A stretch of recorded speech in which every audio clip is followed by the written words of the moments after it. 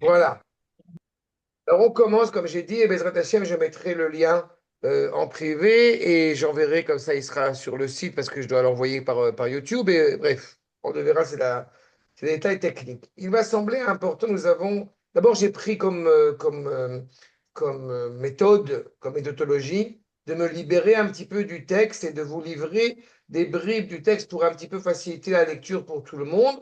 Mais je m'engage encore une fois. Et si vous me dites que 2, 3, 4 jours, c'est trop tôt ou trop tard pour que vous puissiez éventuellement parcourir l'article, alors vous me direz, j'essaierai dans ce cas-là de vous envoyer déjà en amont, une semaine avant, éventuellement l'article que nous suivrons pour que faciliter. Mais ça me semblait effectivement, après avoir pris conseil, notamment avec Daniel, tout ça, pour essayer de faire au mieux, pour qu'on puisse réellement essayer plus de traiter ensemble des différents sujets que j'aborde avec vous.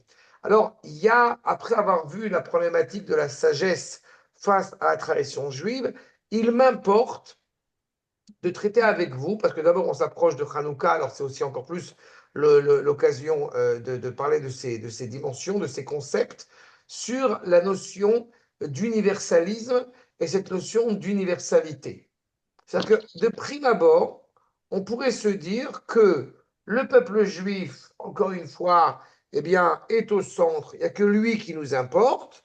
Et puis, bon, bah voilà, vous êtes là. Bon, bah, on va se préoccuper aussi un petit peu de vous a posteriori. Ce qui serait une possibilité, encore une fois, une sorte de formulation, une sorte de concept. Ou alors, à l'inverse, on serait en mode d'avoir une aspiration à ce que le monde entier réellement soit juif et donc, vous n'avez de sens d'existence que parce que vous êtes juif. Et si vous ne l'êtes pas, ben vous n'avez pas d'existence, vous n'avez pas de sens. Et, et parfois, il y a une hypocrisie, bien évidemment, de dire on accepte tout le monde, quelles que soient ses modalités, mais en réalité, on a une précieuse envie à vouloir essayer eh bien, de vous transformer en ce que vous n'êtes pas. Et on rentre déjà dans cette problématique des concepts d'universalisme et d'universalité. Alors, je voudrais vous citer les premiers, encore une fois, revenir sur les propos qu'a tenu Manitou dans notre article, donc n'est-ce pas, sur universalisme et cosmopolitisme, et ce qui va nous permettre d'ouvrir clairement cette discussion. Ce que j'ai repris donc à mon escient, l'identité humaine d'Israël, dans son sens à la fois le plus général à travers le temps et l'espace, et bien évidemment aussi dans le temps particularisé de la société israélienne contemporaine, présente deux dimensions d'identité qui font problème. La tendance à l'universel d'une part, l'identité spécifique définie de façon sui generis pour elle-même, comme une manière d'être homme parmi les autres d'autre part. C'est-à-dire qu'en réalité, est-ce qu'on est un État comme les autres? Est-ce qu'on est un peuple comme les autres, avec notre spécificité d'un côté?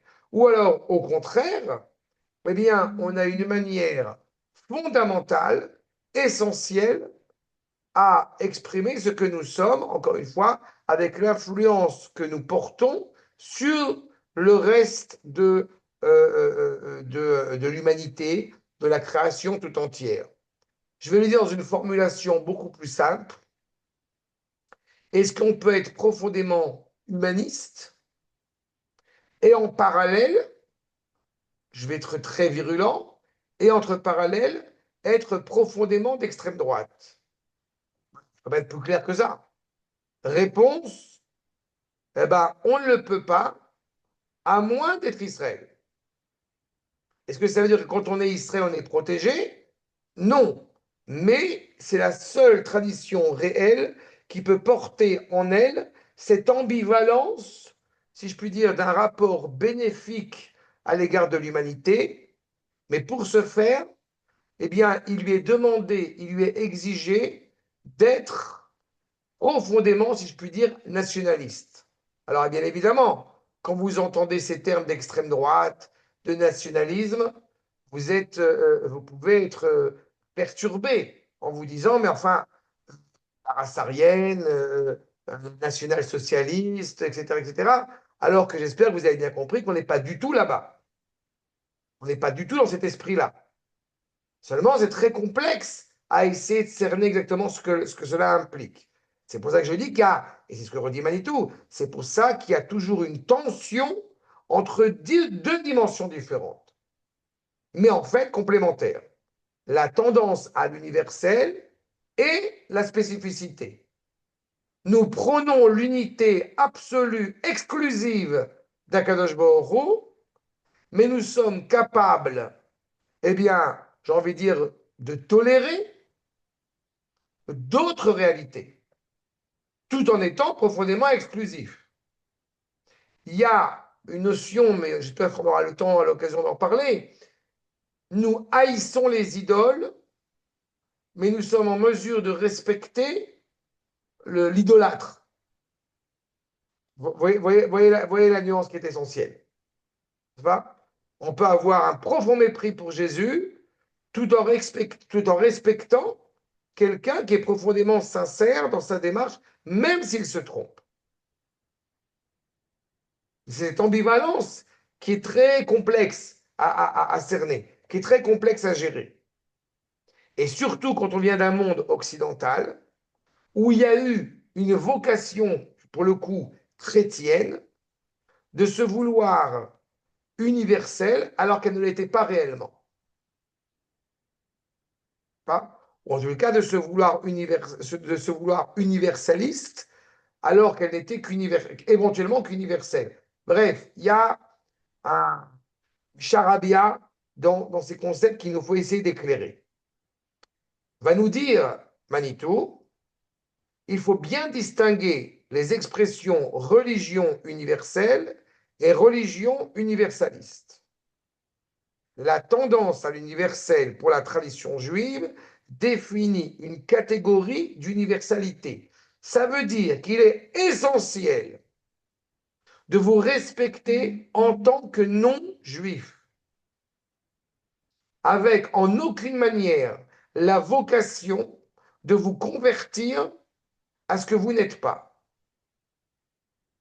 Elle est essentielle, cette nuance. Alors évidemment, parce que nous ne sommes pas prosélytes, mais ce n'est pas seulement cela.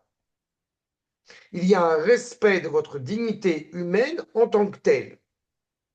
La tradition hébraïque va expliquer cette idée de parler en réalité, de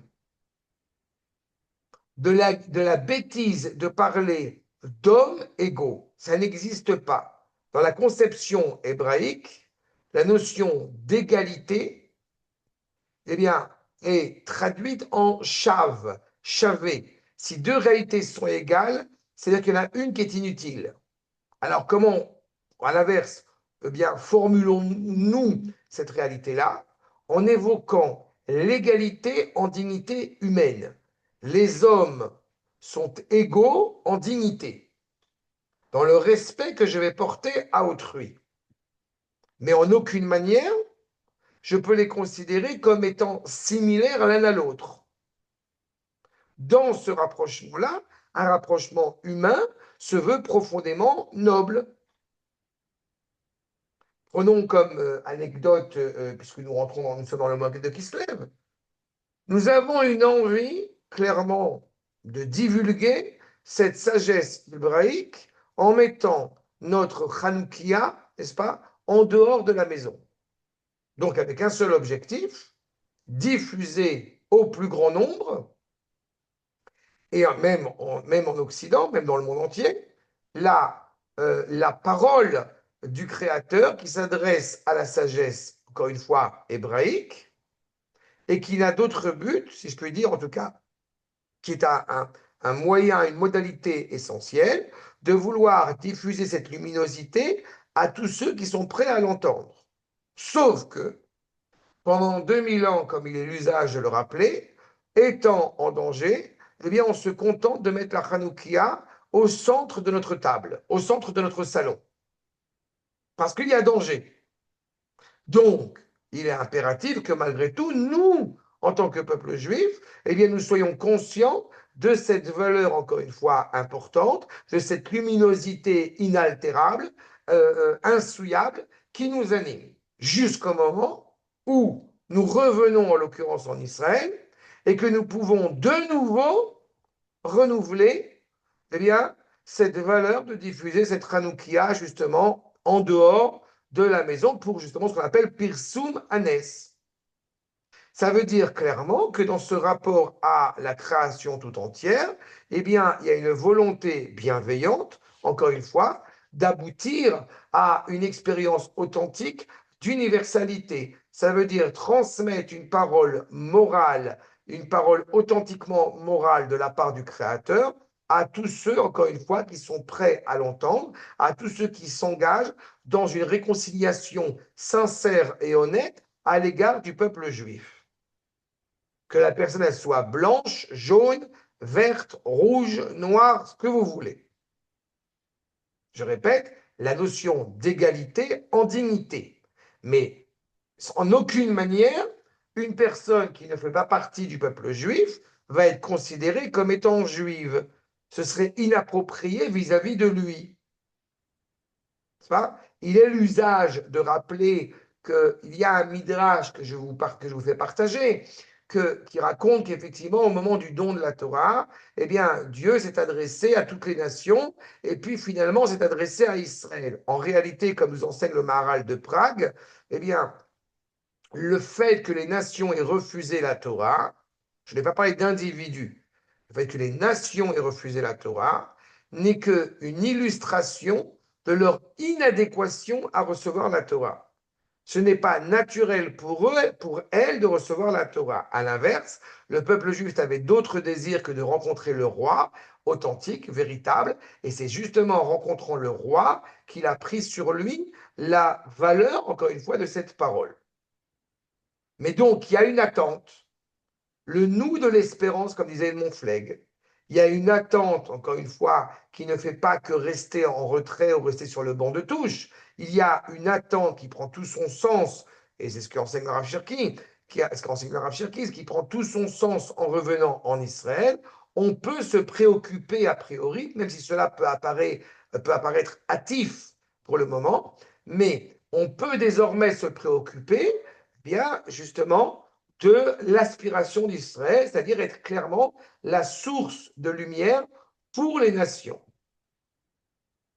Mais dans cette, encore une fois, dans cette, non pas dans un orgueil mal placé, ni même dans une modestie mal placée, mais ni en étant justement, malheureusement, copié maladroitement par toutes les civilisations qui en réalité se sont appropriées la centralité culturelle.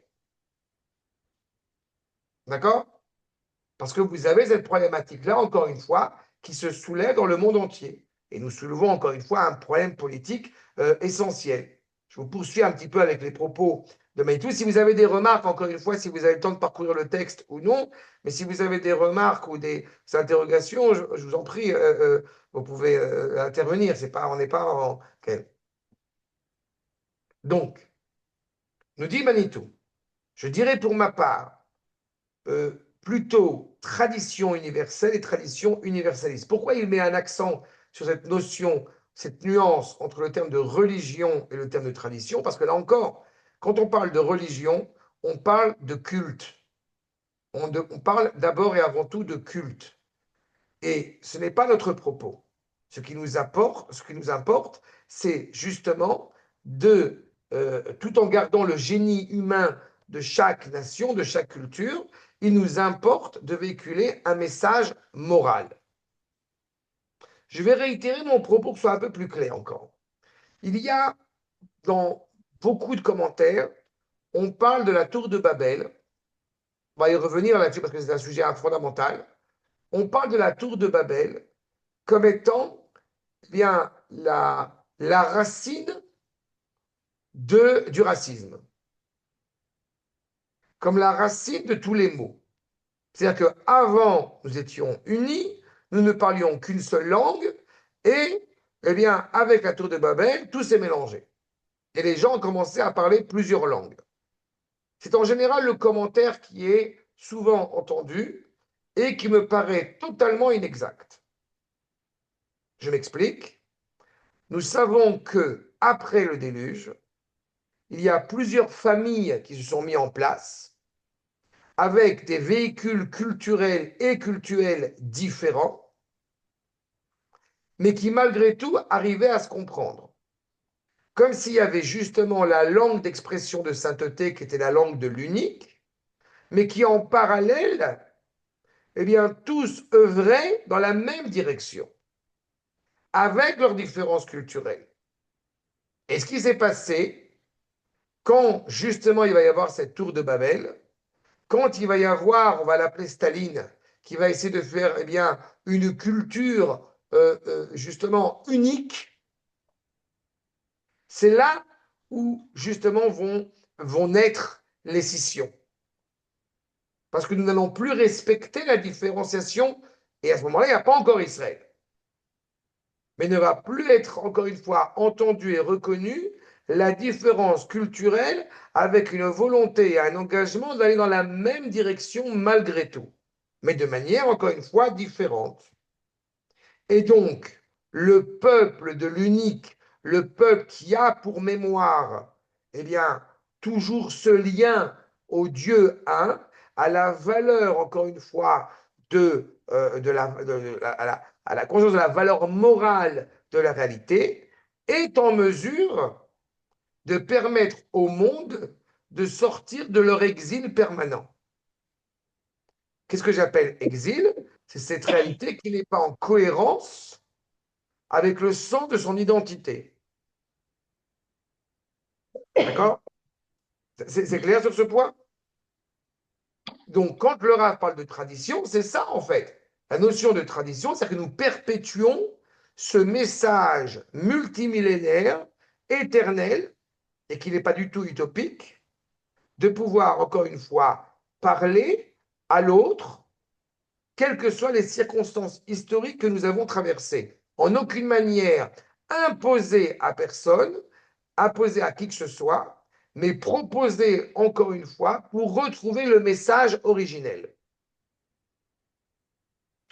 Je vous fais, je vous soumets, c'est pour ça que c'est à chaque fois pertinent de voir comment les sources hébraïques s'expriment.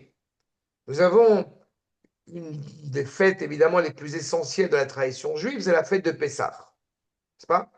Et à la fête de Pessah, nous parlons de la sortie d'Égypte.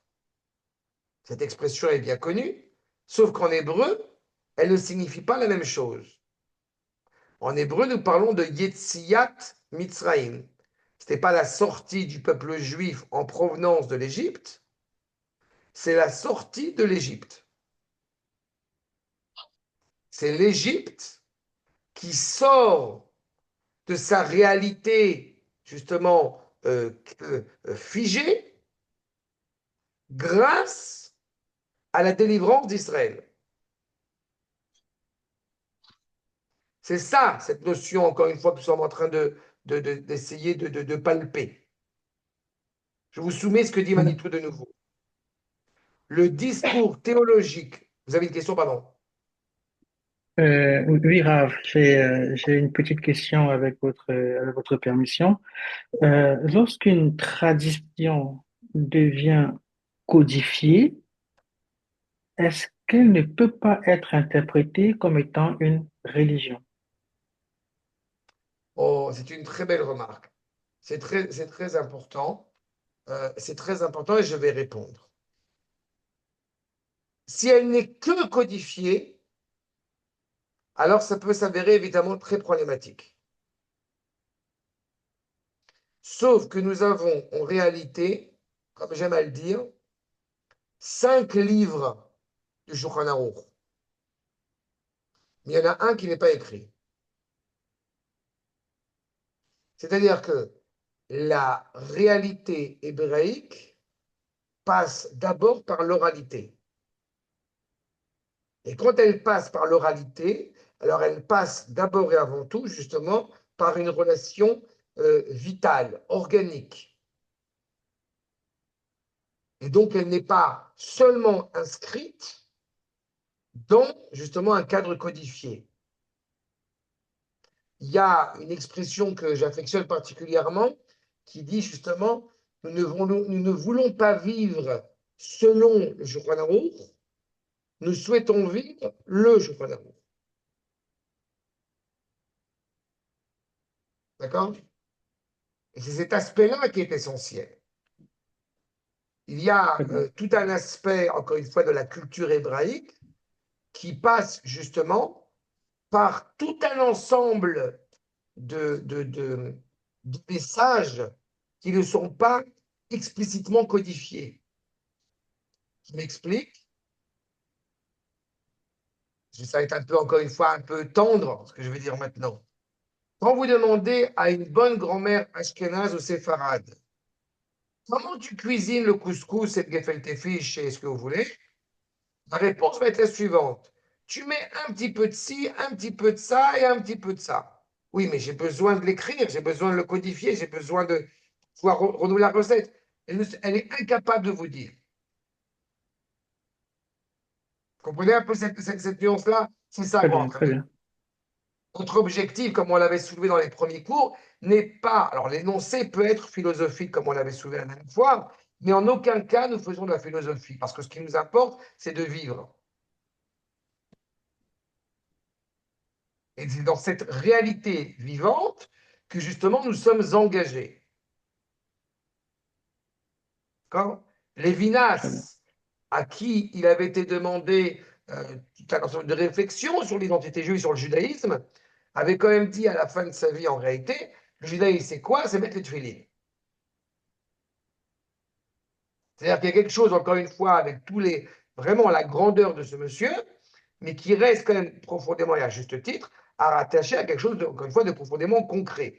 Comme j'aime à le dire, on peut faire une conférence de 3 heures sur la sortie d'Égypte, mais en fin de compte, dans toutes les familles traditionnelles, le soir de Pessah, qu'est-ce qu'on fait? On mange de la matzah.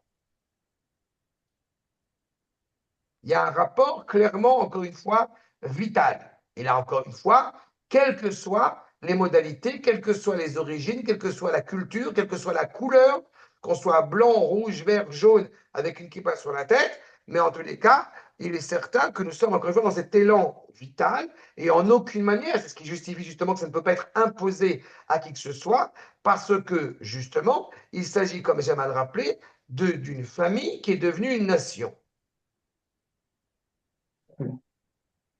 D'accord? Et donc, dans ce rapport, encore une fois, de l'universalité authentiquement hébraïque, il y a une volonté pour justement eh bien, assurer la pérennité et le salut du monde, eh bien, de pouvoir proposer, encore une fois, une authenticité pour, encore une fois, se rappeler du sens même de la création.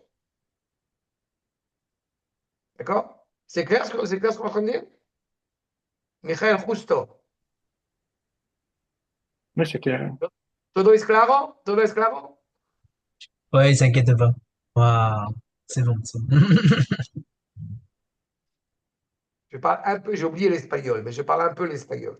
Mais, Après, et l'allemand, vous si parlez, vous voulez. Là, il n'y a personne qui parle. Et le albanais, je ne le parle pas. Je suis navré. Guéni, je suis désolé. Je parle d'allemand quand même.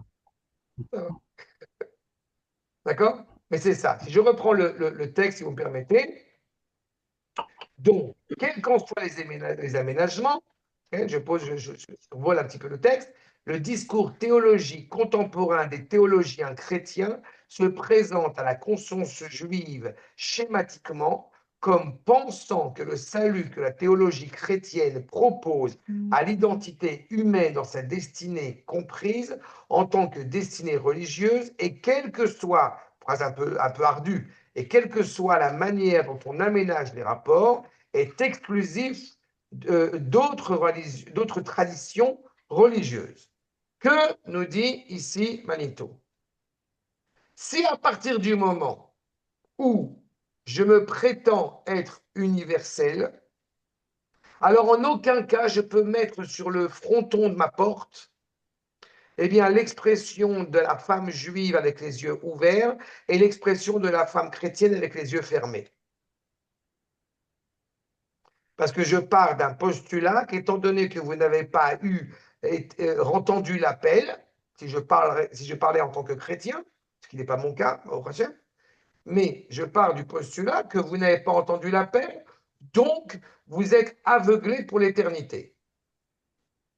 Je vous rappelle, c'est ce qu'il y a, n'est-ce pas, dans les deux plus grandes cathédrales à Strasbourg et à Paris, sur, encore une fois, l'expression de la femme chrétienne, l'expression du judaïsme et l'expression de la chrétienté avec deux statues, l'une avec les yeux fermés, avec les yeux bandés, l'autre avec les yeux ouverts.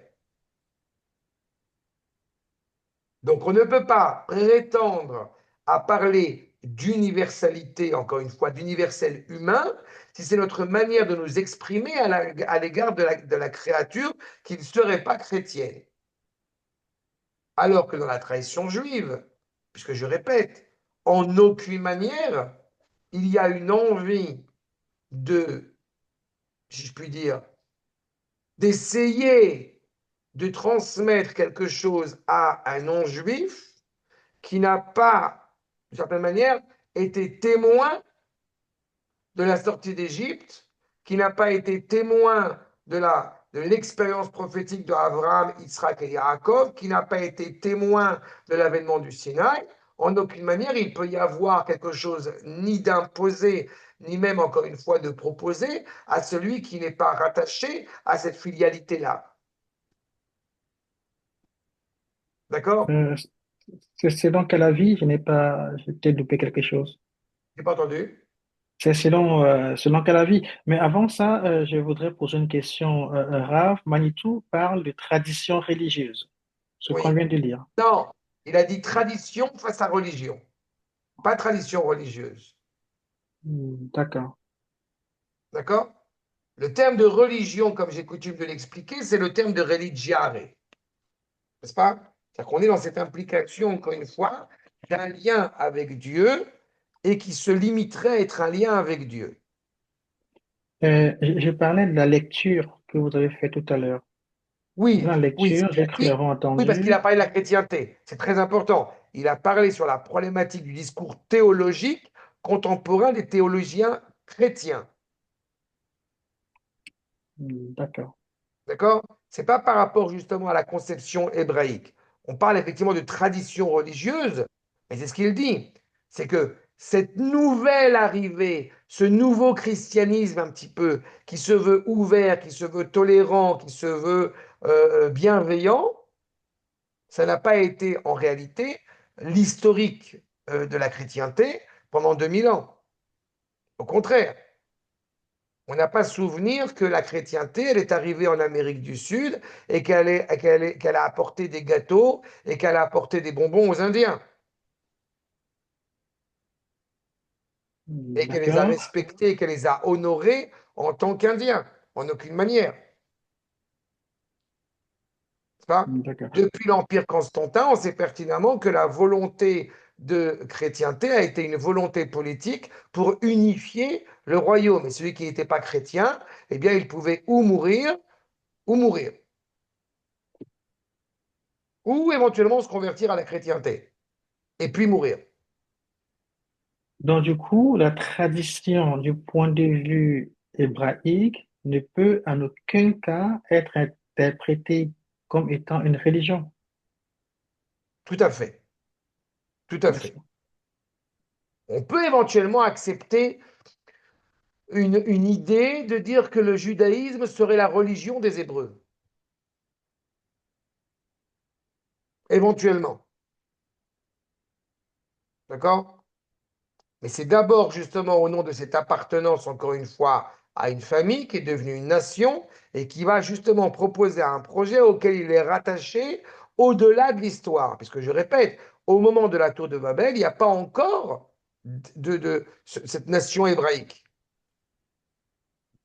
Il y a le descendant de Shem qui va poursuivre la quête de Shem, à savoir Ever, qui va donner naissance à Abraham, plutôt à la famille de Théar qui va être en exil à ce moment-là, mais encore une fois, même dans l'évocation familiale, d'un lien privilégié à l'égard de ce Dieu un qui prône l'unité de la morale, qui prône l'unité, encore une fois, du rapport entre l'homme et son prochain, l'homme et lui-même et l'homme et la terre. C'est pour ça que si on était dans un cadre religieux, alors on ne se préoccuperait que du rapport entre l'homme et Dieu.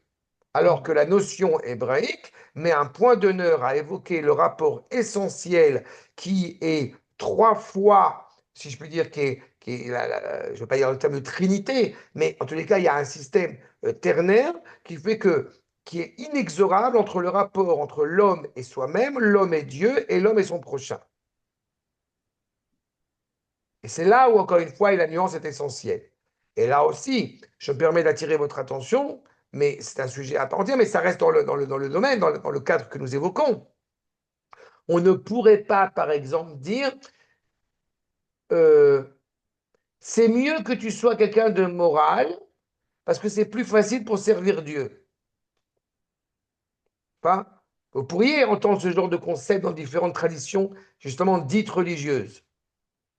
C'est plus sympathique de ne pas voler, c'est plus sympathique de dire bonjour le matin, parce que ça facilite, pas le transit intestinal, mais ça facilite ton lien avec Dieu. Dans la tradition juive, ce genre d'option n'existe pas.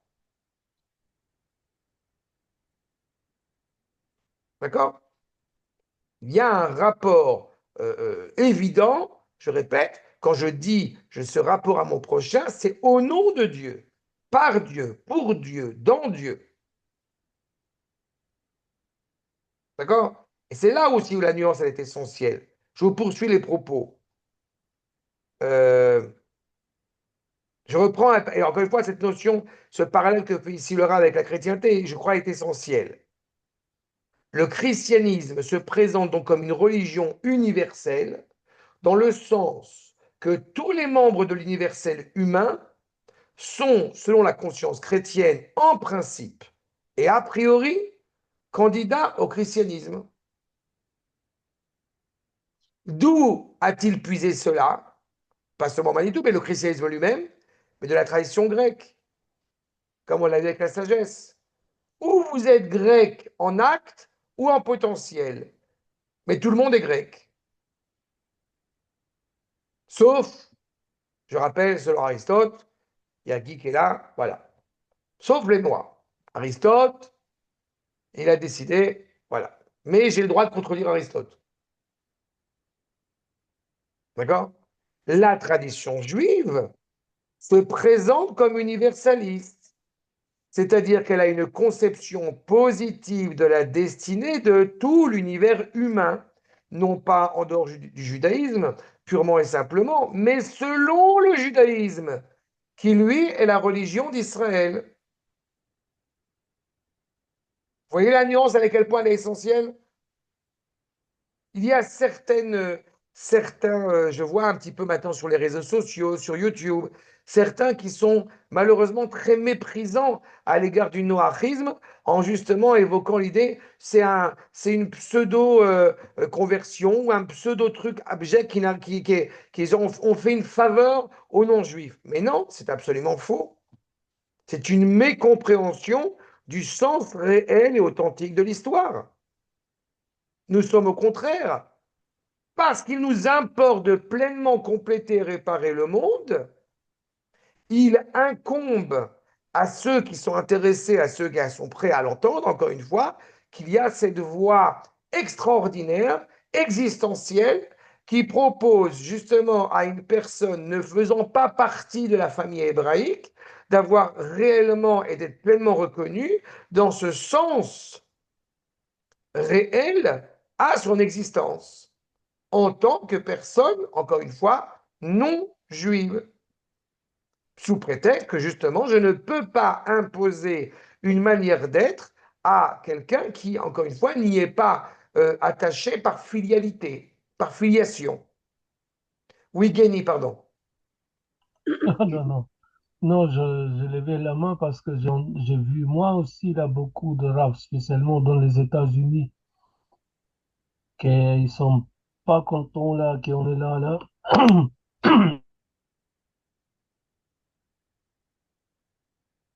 Ça a bugué 2 secondes.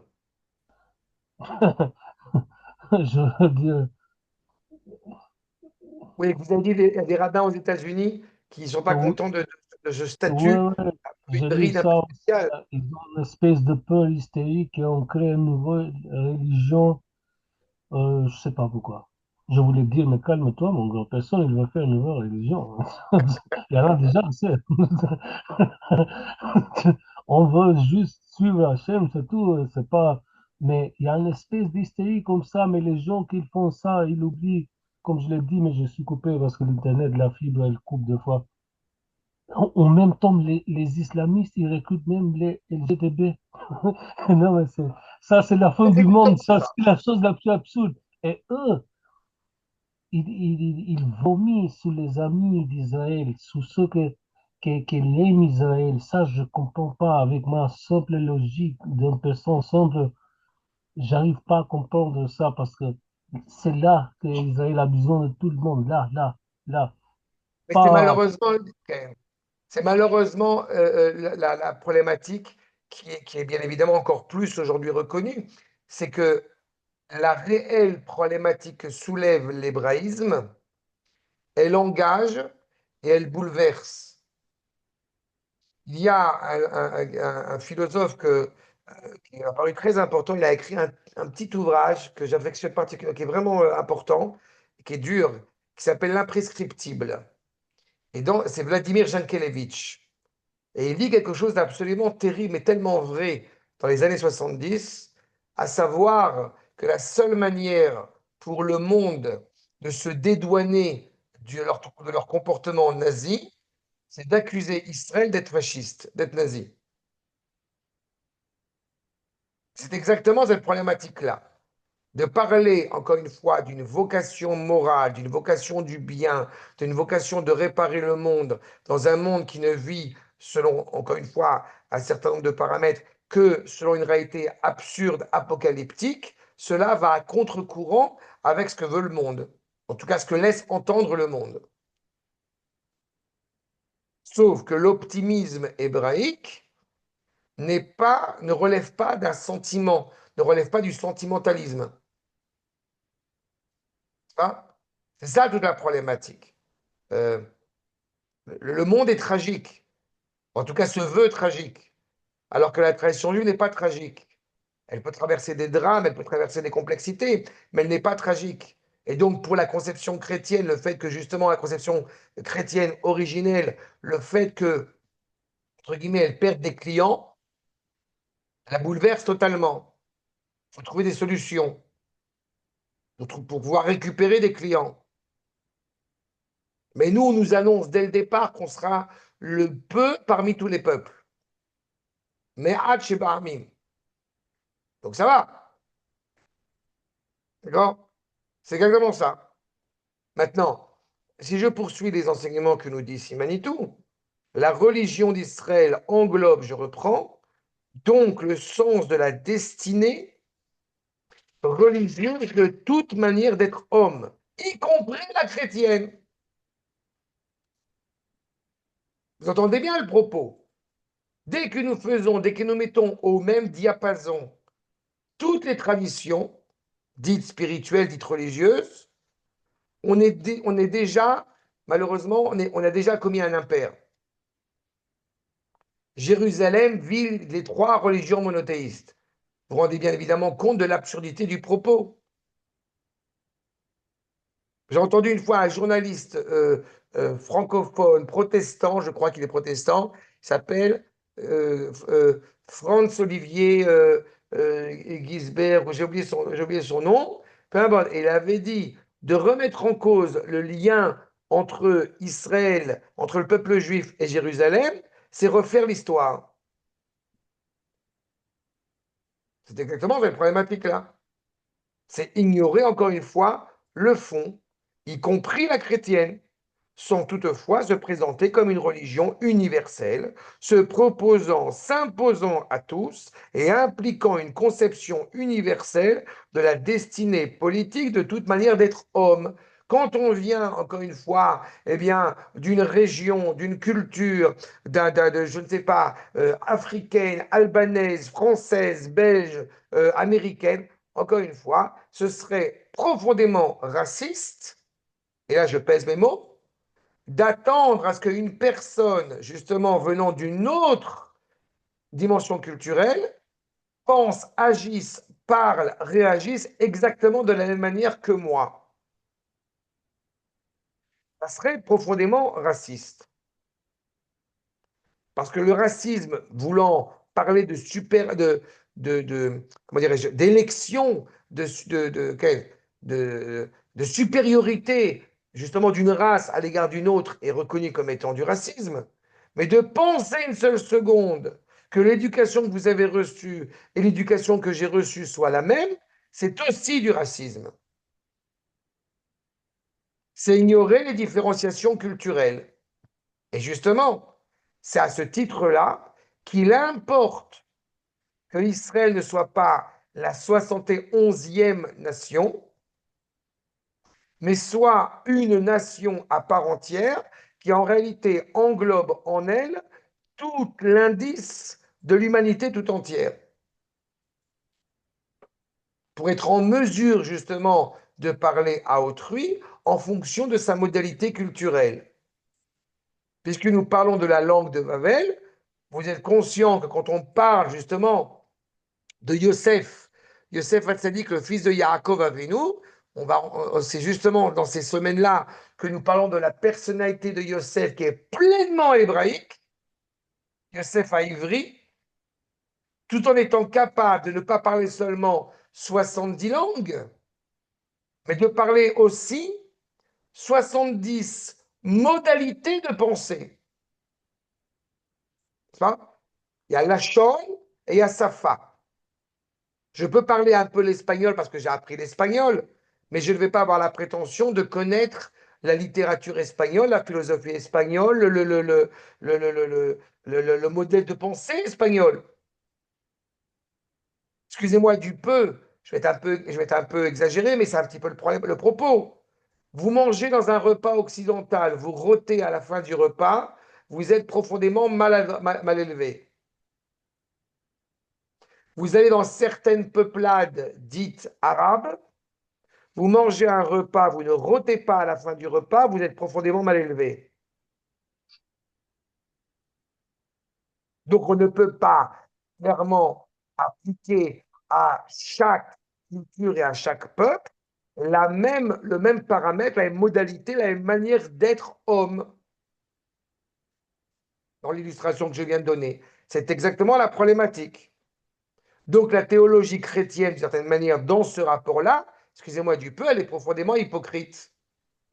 Elle laisse entendre qu'elle tolère l'autre pleinement dans sa réalité, dans sa qualité d'autre, alors qu'en réalité, elle n'a qu'un seul objectif, finalement, le transformer en chrétien. La tradition d'Israël n'a aucunement ni envie, ni besoin, ni de désir, si je puis dire, de vous transformer en juif. Elle est claire, la nuance? Oui, oui, elle Oui, est qui... claire, elle est claire et d'où ma question, Rav. Comment est-ce que Israël peut avoir de façon endogène des indices des 70 nations tout en étant en même temps quelque part, on va dire, opposé à ce qu'on appelle le chitouf? Je me projette. J'essaie de m'imaginer. Je suis essentiellement, vous par exemple, vous êtes en Israël, vous parlez trois ou quatre langues, peut-être même cinq. Cela ne suffit pas pour avoir en vous-même ou au sein de la société israélienne ou de votre yeshiva des indices de toutes les nations de la terre, étant donné que, selon la tradition, le chitouf, si on va selon l'avis de Rabbi Yochanan, le chitouf n'est pas permis. Donc, j'essaie de comprendre comment cela peut être possible, en fait. À titre personnel, vous avez tout à fait raison, je ne peux pas. C'est évident. D'accord? J'ai enseigné la Torah en hébreu, enfin j'enseigne la Torah en hébreu, j'enseigne la Torah en français, j'ai pu l'enseigner en anglais à des juifs qui arrivaient du nord de l'Inde, ce qu'on appelle les Bnei Ménaché, et qui ne parlaient pas encore l'hébreu à ce moment-là. Ils parlaient un dialecte qui s'appelle le Kouki. Mais le fait est, c'est que j'ai évidemment pas eu de difficulté au niveau linguistique à exprimer certaines idées en anglais. Mais il est indubitable que mon, si je puis dire, si vous me permettez, mon humour, mon franc-parler, mes références culturelles, je ne pouvais pas me permettre d'avoir la même aisance en anglais que je vais l'avoir en français, tout en ayant oublié énormément mon français, mais malgré tout, il y a quelques référents culturels, bien évidemment, qui demeurent. Ça veut dire, à l'échelle de toute l'entité hébraïque, il y a un brassage culturel qui évidemment existe. Mon épouse étant ashkénaze, par exemple, elle a reçu une éducation particulière qui diffère de l'éducation que j'ai reçue. Mais il nous importe aussi, justement, dans cet échange, dans ce dialogue, de pouvoir cerner en réalité la manière de penser de telle et telle culture, de telle ou telle personne, pour arriver à savoir comment, eh bien, l'entendre, pour pouvoir lui permettre de formuler tout en gardant sa manière d'être, de formuler encore une fois, pour être attaché, comme a dit tout à l'heure Guéni, pour être attaché pleinement à Hachem. Et à Hachem, c'est-à-dire le Dieu d'Israël, pas le Dieu exclusif d'Israël, où il est exclusif dans la mesure où il s'est choisi lui-même un peuple. Amzou Yatsartili, je me suis choisi un peuple, mais encore une fois, c'est parce qu'il y a une prédilection, une connaissance anticipée du peuple juif pour Dieu qui fait que le monde peut l'entendre. La parole qui mitzion Torah ou Dvar Hashem Yerushalayim, la parole sort de Tzion, mais elle vient dedans, de Jérusalem. Elle ne peut être que à Jérusalem, que en Eretz Israël. D'accord? C'est pas un chitouf au sens que Dieu nous en préserve de divinité ou d'association idéologique. C'est plus qu'un partenariat. C'est ce que j'appelle à chaque fois le corps organique, avec le cœur étant Israël et les membres étant les nations. Donc, il est impératif que plus le bras, plus la jambe va être en bonne santé, que le sang puisse diffuser chez ces différents membres, encore une fois, qui vont ne faire que revigorer ce corps. Si le corps est un petit monde en tant que tel, alors le monde est un grand homme, constitué de tous ces membres-là. D'accord? Achab, juste peut-être une dernière phrase, si vous me permettez. La relation d'Israël à l'universel humain doit être donc pensée dans la perspective universaliste et non pas universelle, telle que l'entendent les catégories de la théologie chrétienne. Vous voyez la phrase, je pense qu'elle est limpide, elle est exactement cette problématique-là. Et comme nous avons vécu, et c'est pour ça aussi que les rabbins américains, c'est pour ça que ce qu'a soulevé tout à l'heure Guéni, comme nous avons vécu dans un prisme où c'est blanc ou c'est noir, nous n'arrivons pas à cerner cette complexité à laquelle, encore une fois, nous devons faire face. Nous n'arrivons pas à comprendre que la présence de Dieu, la présence d'Hachem, eh bien, n'est pas que dans le ciel. Et la preuve, c'est que Dieu n'a pas créé que le ciel, il a créé le ciel et la terre. Nous n'arrivons pas à percevoir que, comme disait Manitou, on a le droit d'être goy et sympathique. Quand on est goy, on peut même dire des choses vraies. Accrochez-vous bien. Je plaisante, mais c'est ça la problématique. Sauf que pendant 2000 ans, on a vécu dans une telle souffrance que ce dialogue n'était pas possible. Aujourd'hui, il va devenir de plus en plus organique et vital. Parce que c'est le sens même de la création. Ce qu'a essayé de faire Yosef à son époque et qui a échoué, parce que ça ne pouvait pas se faire en dehors d'Israël, en revenant en Israël, eh bien, nous pouvons entamer ce projet. D'accord? C'est clair sur cette première approche? Mm. Bien. Eh bien, je vais m'arrêter là. Et on reprend, j'espère, la prochaine fois. À l'heure, je vais recevoir un message qu'il y avait eu un problème pour le lien, mais tout va s'arranger pour la prochaine fois. Ce cours sera enregistré et comme ça, je peux le diffuser et je vous l'enverrai sur le groupe. Ça vous va? Oui, oui, genre, peut-être une Je vous en dernière prie, avec question, si plaisir. vous permettez. Alors, pardon, cet universalisme dont on parle, elle est exclusivement monothéisme, elle inclut, ou encore elle est incluse dans le monothéisme absolu. Le monothéisme absolu, je crois que c'est à vous que j'avais répondu, le monothéisme absolu, c'est ce que j'appelle le monisme. Un C'est nouveau la mot. prise de conscience que nous sommes inscrits dans le projet divin, D'accord. quelle que soit notre condition. Tout s'inscrit encore une fois, dans un même projet unique. Mais ce monisme-là, seul Israël est en mesure, si je puis dire, de le décrypter, de le saisir pleinement. C'est toute D'accord. la problématique. C'est pour ça que j'ai introduit, comme je l'ai commencé ce propos, en faisant un parallèle qui n'est pas maladroit, qui était évidemment volontairement un peu provoquant, entre la prédilection d'Israël et le national-socialisme allemand. C'est pour ça que parler de nationalisme, quand justement il n'est pas entendu, j'ai envie de dire à la sauce hébraïque, il devient vite problématique. Parce qu'il a uniquement comme finalité de détruire l'autre, d'être exclusif, d'être ethnocentriste.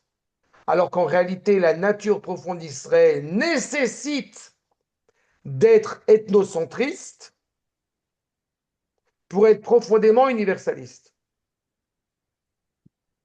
C'est ça la contradiction. Vous voyez à quel point c'est complexe, parce que c'est exactement c'est exactement le point. Parce que, comme il est dit, Nivrechu becha kol mishpachot ha'adama. Abraham devient la source de la bénédiction pour toutes les familles de la terre. Toute l'inquiétude d'Abraham à son origine, Abraham notre patriarche à son origine, c'était qu'en faisant la circoncision, il se coupait du monde, il se coupait du reste du monde.